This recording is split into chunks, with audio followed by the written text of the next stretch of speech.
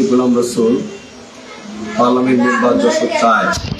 আমার বাসা নীলগঞ্জ নড়াইল রোডে প্রফেসর পাড়া।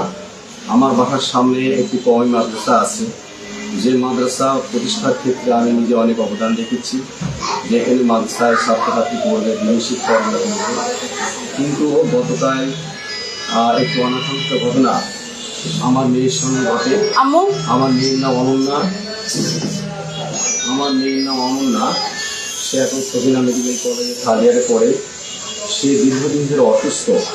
2018 সাল থেকেই সাইকিয়াট্রিক রোগে সে আক্রান্ত এবং 2020 সাল থেকে তার প্যানক্রিয়াস ড্যামেজ হয়। প্যানক্রিয়াসের কারণে নিয়মিত তাকে হাসপাতালে ভর্তি করা লাগে। প্রতি মাসে প্রায় একবার তাকে হাসপাতালে ভর্তি করতে হয়। আবার সাইকিয়াট্রিকের কারণে সে মারাত্মকভাবে অসুস্থ থাকে। অনেকগুলো সাইকিয়াট্রিক ডাক্তার আমি দেখাইছি, কিন্তু এখনো সে পরিপূর্ণ সুস্থ হতে পারেনি। অনেকবার তাকে আইসিইউতে রাখতে হয়েছে। মাদ্রাসায় যে ঘটনা ঘটছে এই জন্য আমি দুঃখিত, মর্মাহত। আমি যশোরবাসী বা আশেপাশে যারা আছে প্রতিবেশী সবার কাছে আমি ক্ষমা প্রার্থী যে আমি চাই এটা একটা মিসাল। আমরা সহনশীলভাবে আমরা এলাকায় বসবাস করতে চাই। কারোর প্রতি আমার রাগ নাই, কারোর প্রতি আমার কোনো দুঃখ বেদনা নাই, কারোর প্রতি আমার ক্ষোভ নাই। এই মাদ্রাসাটা প্রতিষ্ঠার ক্ষেত্রে আমি নিজে অবদান রেখেছি।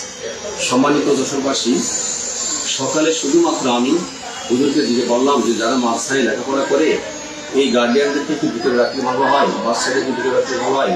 রোডটা অনেক সরু সংকীর্ণ রোড, এই রোডে যদি এত জ্যাম হয় মানুষের চলাচলের অসুবিধা হয়।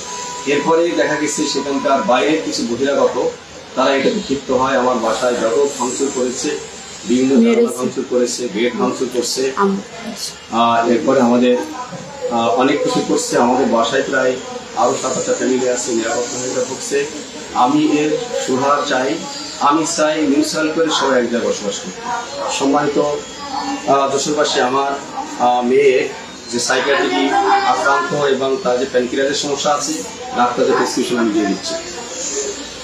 লাইভে দেখাই দাও, ক্লোজ করে আমি দেখাচ্ছি। এটা হচ্ছে তার যে মেডিসিন ডাক্তার জাহাঙ্গীর সাহেবের প্রেসক্রিপশন এখানে আছে।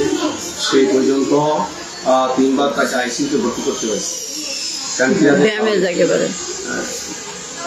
আবার আমাদের এখানে সাইকিয়াট্রিক ডাক্তার, একজন ডাক্তার প্রেসক্রিপশন আমার কাছে আছে, আপনারা সবাই দেখতে পারেন। আমি এটাও বলেছি যে আমার মেয়ে অসুস্থ, তাকে মেরেন না। তাকে অনেকবার মেরেছে, তার আঙ্গুলে ভেঙে গেছে, তাকে ব্যাপক মারপিট করেছে। আমি বারবার বলছি যে আমি তাকে নিয়ে যাচ্ছি।